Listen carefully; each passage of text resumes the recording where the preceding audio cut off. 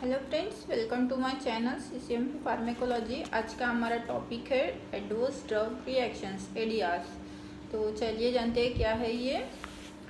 Any response to a drug that is noxious and unintended and that occurs at dose in man for prophylaxis, diagnosis or therapy of disease or for modification of physiological functions. WHO के according कोई भी ऐसा drug जो कि जिसका response noxious हो, unintended हो, जो डिज़ायरेबल ना हो, जब हम किसी डायग्नोसिस के लिए या फिर प्रोफाइलेक्सिस के लिए या कोई बीमारी के लिए कोई मेडिसिन देते हैं या फिर फिजियोलॉजिकल फंक्शंस को मॉडिफाई करने के लिए हम कोई ड्रग देते हैं और उसके इसमें हमको जो अनवांटेड इफ़ेक्ट्स मिलते हैं उसे हम एडवर्स ड्रग रिएक्शंस बोलेंगे। All drugs cause adverse effects, but patient exhibit more adverse effects to drugs. ठीक है, pharmacovigilance deals with the study of adverse drug effects. Pharmacovigilance जो है वो एडवर्स ड्रग इफेक्ट्स के स्टडी करता है। ADRs are basically of two types. दो type के एडियास होते हैं। टाइप ए प्रेडिक्टेबल, जिसमें हमें पता रहता है कि ये ड्रग लेने से ये एडवर्स ड्रग इफेक्ट्स हो सकते हैं, जैसे कि these are the result of an extended pharmacological action of a drug when given in usual therapeutic dose. These are predictable and dose dependent. Example bradycardia with beta blockers. अगर हम beta blockers देते हैं तो वो bradycardia करते हैं, ये हमें पहले से ही पता है। फिर है टाइप बी अनप्रेडिक्टेबल, जिसके बारे में हमें पता ही नहीं है कि ये ड्रग देने के बाद में क्या हो सकता है, क्या हमें एडवर्स ड्रग रिएक्शंस मिल सकते हैं। These are not expected on the basis of the known pharmacology of the drug. Their incidence and morbidity is low, but mortality may be high. Mortality ज़्यादा हो सकती है इसमें। Example malignant hyperthermia with halothane. अगर हम halothane देते हैं तो उसमें बॉडी का जो टेम्परेचर है वो बहुत ज़्यादा बढ़ जाएगा और उससे मॉर्बिडिटी भी हो सकती है या फिर डेथ भी हो सकती है, मॉर्टेलिटी भी हो सकती है। फिर हम देखेंगे classification of adverse drug reactions. तो क्या क्या क्लासिफिकेशन है according to pharmacological ADRs, which occur as a result of extension of pharmacological effect. Pharmacological effect extend करने से हमको मिल सकते हैं, जैसे कि extension of therapeutic effect, side effect. Example haemorrhage occurs on over dosage of anticoagulants. अगर हम एंटीकोएगुलेंट्स ज़्यादा मात्रा में देते हैं तो वहाँ पे हमें हेमोरेज हो सकता है। नॉन थेराप्यूटिक एडियास, अभी नॉन थेराप्यूटिक एडियास क्या होंगे? Example narcotic analgesics cause constipation. अगर नार्कोटिक एनाल्जेसिक हम देते हैं तो कॉन्स्टिपेशन हो सकता है पेशेंट को। फिर है secondary effect, this is an indirect consequence of a primary action of a drug. Example corticosteroids weaken host defense mechanisms so that latent tuberculosis gets activated. corticosteroids अगर हम देंगे तो जो होस्ट है, पेशेंट है, उसका जो इम्यून पावर है वो कम कर देगा, वीकन कर देगा डिफेंस पावर, और उससे जो है लेटेंट ट्यूबरक्यूलोसिस अगर उसका है तो वो एक्टिव हो जाएगा। फिर है सेकेंड है हमारा non pharmacology एडियास। These are not related to the pharmacological effects of the drug. ये फार्मेकोलॉजिकल इफेक्ट नहीं रहेंगे।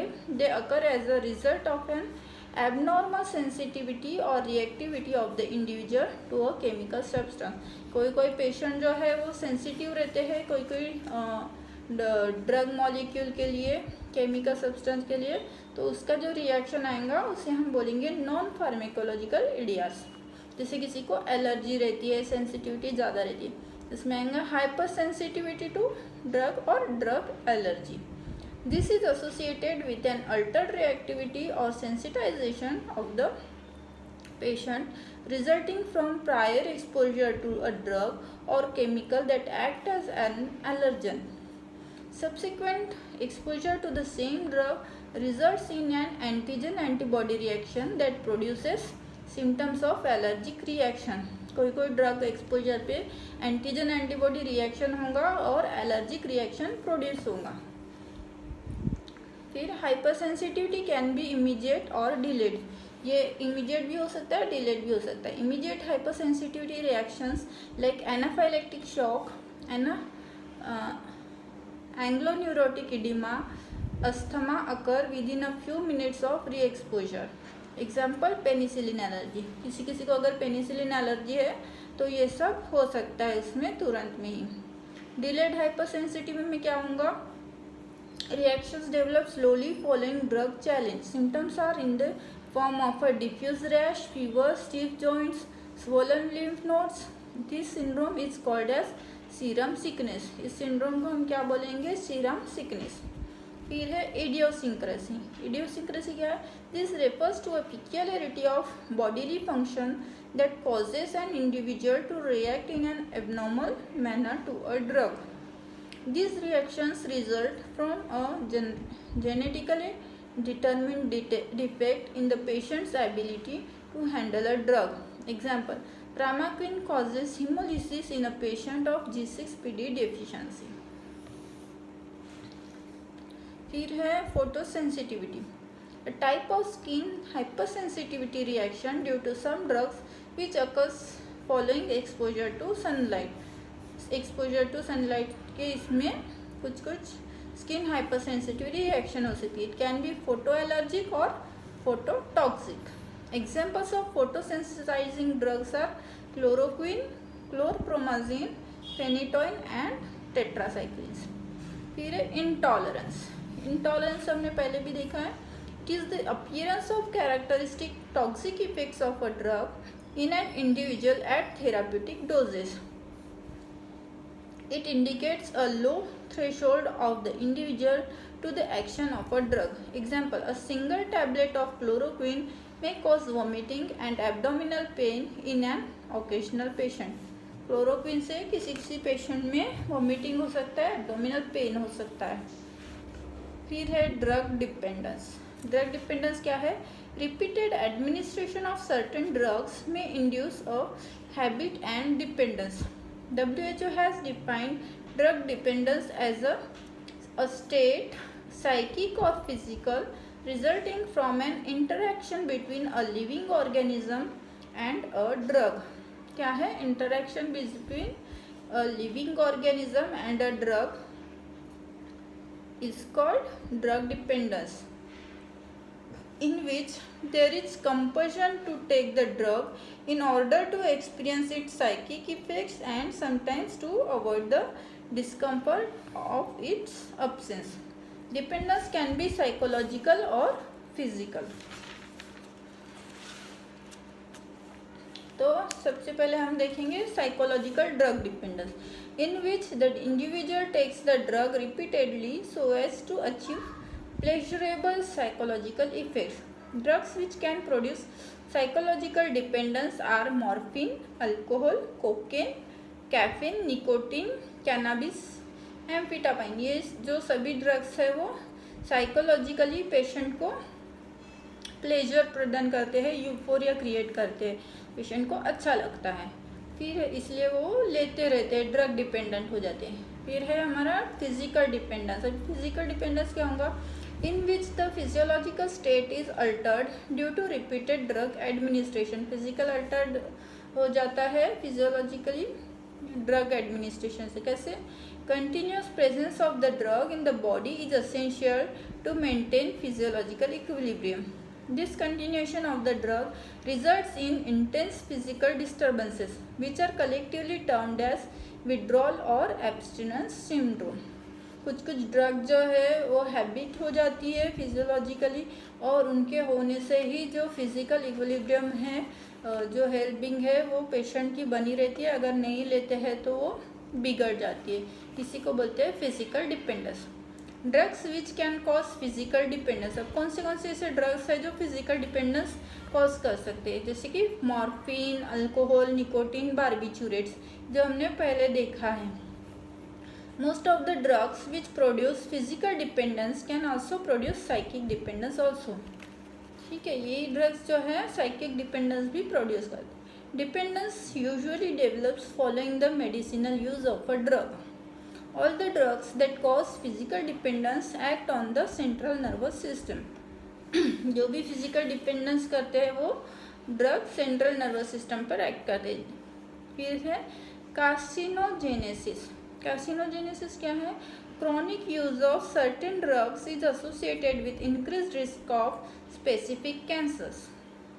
Example, women receiving prolonged estrogen therapy without concomitant progesterone are at increased risk of developing endometrial cancer।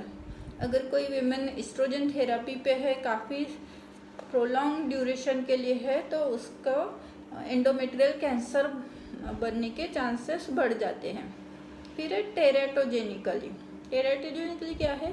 It means the ability of drug to cause foetal abnormalities. कोई drug अगर pregnant woman लेती है तो fetal abnormalities हो सकती है। ठीक है। The placenta does not strictly constitute a barrier and any drug can cross it to a greater or lesser extent. Placenta strict नहीं कर सकता है बैरियर, और वो इजीली प्लेसेंटा के थ्रू फीटस में ड्रग जा सकता है और टेरेटोजेनिसिटी फीटल एबनॉर्मेलिटीज कॉज कर सकता है। The type of malformation depends on the drug as well as stage of pregnancy during which the foetus was expose to the teratogen. दो फैक्टर्स पे डिपेंड करता है, एक तो प्रेगनेंसी कौन से स्टेज पर है, ठीक है, और ड्रग किस कौन से कब कितने डोज में दिया है उस पर भी डिपेंड करता है। फिर most vulnerable period is from 15 to 60th day of gestation. This is the period of organogenesis during which if the fetus is exposed to a teratogenic drug, it can cause various defects in organ formation. Some of the proven human teratogens are thalidomide, corticosteroids, phenytoin, warfarin, tetracyclines, valproate, sodium. अगर ये drugs हम pregnancy के दौरान 15 to 60th day में अगर देते हैं तो वहाँ पे फीटल एबनॉर्मेलिटीज़ हो सकती है, क्योंकि तब ही ऑर्गेनिजेनेसिस ऑर्गन्स बनने शुरू होते हैं फीटस के। Other drugs may be low grade teratogens and in many cases conclusive evidence may be lacking. It is therefore advised to avoid all drugs during pregnancy unless strict indications exist for their use. फिर है आइट्रोजेनिसिटी। आइट्रोजेनिसिटी क्या है? Diseases produced as a result of therapeutic measures are known as iatrogenic diseases. Example, glucocorticoids and aspirin may precipitate perforation of peptic ulcer. Vigorous oxygen therapy in premature infants can cause रेट्रोलेंटल फाइब्रोप्लाजिया। फिर है drug withdrawal reactions. Drug withdrawal reaction, अगर कोई हम drug लेने से लेना बंद कर देते हैं तो उससे भी रिएक्शन मिलता है, जैसे कि sudden withdrawal of therapy with certain drugs results in adverse consequences usually in the form of worsening of the clinical condition for which the drug was being used. Example, sudden stoppage of beta blockers. अगर हम beta blockers लेना बंद कर देते हैं hypertension के लिए तो क्या होता है? में result in versioning of angina pectoris और मायोकार्डियल इन्फेक्शन। एंजाइना पेक्टोरिस बढ़ा सकता है या फिर में मायोकार्डियल इन्फेक्शन हो सकता है। ठीक है। फिर है toxicity due to drug interaction. अब ड्रग इंटरैक्ट होते हैं तो उससे भी टॉक्सिसिटी हो सकती है, जैसे कि This can occur when 2 or more drugs are administered simultaneously to a patient. अगर एक से ज़्यादा अगर हम ड्रग देते हैं, 2 से ज़्यादा ड्रग अगर हम देते हैं एक साथ, तो उससे रिएक्शन हो सकता है, टॉक्सिसिटी हो सकती है। इसी को बोलेंगे drug interaction. Treatment of drug overdose. Treatment of acute drug poisoning. अभी इसका ट्रीटमेंट क्या है? अगर अक्यूट ड्रग ओवरडोज हो गया, अक्यूट ड्रग पॉइजनिंग हो गया, तो general principles, termination of exposure, हम लेना ही बंद कर देंगे। ठीक है। By shifting the patient to fresh air, patient को फ्रेश एयर में शिफ्ट कर देंगे for inhaled poisons. Washing the skin and eyes for poisons entering in from the surface. अगर सरफेस से स्किन पे अगर पॉइजन लगाए तो हम वॉश कर लेंगे स्किन को। फिर इंडक्शन ऑफ एमेसिस और गैस्ट्रिक लवाज। गैस्ट्रिक लवाज दे देंगे, contra indicated in corrosive and CNS stimulant poisons, अगर CNS स्टिमुलेंट पॉइजन्स है, कोरोसिव है, से केरोसिन वगैरह ले लिया है, एसिड ले लिया है, तो हम गैस्ट्रिक लवाज नहीं देंगे। To prevent absorption of ingested poisons, a suspension of 20 to 40 gram of activated charcoal in 200 ml water may be administered। अगर किसी ने पॉइजन इंजेस्ट कर लिया तो हम 20 से 40 ग्राम एक्टिवेटेड चारकोल देंगे 200 ml वाटर में, ठीक है, to prevent absorption of ingested poisons. फिर maintenance of patent airway and adequate ventilation by artificial respiration if needed. Artificial respiration देंगे, एडिक्वेट वेंटिलेशन देंगे, ठीक है, ज़रूरत पड़े तो। Maintenance of blood pressure and heart rate by fluid infusion, pressure agents, cardiac stimulants et cetera according to need. अगर ज़रूरत पड़ती है तो हम ब्लड प्रेशर और हार्ट रेट बढ़ाने के लिए फ्लूइड इन्फ्यूजन देंगे। हास्टनिंग elimination of poison by inducing diuresis, diuresis करेंगे। Altering urinary pH, alkalinization for acidic drugs and acidification of basic drugs. अगर एसिडिक ड्रग्स दिया है तो अल्कलाइजेशन करेंगे और एसिडिफिकेशन के लिए बेसिक ड्रग्स देंगे। हीमोडायलिसिस एंड हीमोपरफ्यूजन भी करेंगे, are more efficacious procedures. Administration of specific antidote, list of antidote used against some poison, अगर कुछ पॉइजन होते हैं उसकी लिस्ट है, कौन से पॉइजन में हम क्या देंगे। जैसे पैरासीटामोल, अगर पॉइजनिंग होता है, किसी पेशेंट ने बहुत सारी पैरासीटामोल की गोलियां खा ली है और पैरासीटामोल पॉइजन हुआ तो हम क्या देंगे उसको, N-एसिटिलसिस्टीन, N-एसिटिलसिस्टीन उसका एंटीडोट है। अगर किसी ने मर्क्यूरी लिया है, आर्सेनिक लिया है, कॉपर मेटल पॉइजनिंग हुआ है तो उसे हम देंगे बाल उसका एंटीडोट है। अगर किसी ने एट्रोपिन खा लिया है, बच्चों ने एट्रोपिन की सीड्स खा लिए तो हम उसको देंगे फाइजोस्टिगमिन उसका एंटीडोट है। फिर अगर मिथाइल अल्कोहल पी लिया है तो उसका इथाइल अल्कोहल हम देंगे। अगर लीड पॉइजनिंग हुआ है तो हम उसे कैल्शियम डाइसोडियम एडिटेट देंगे।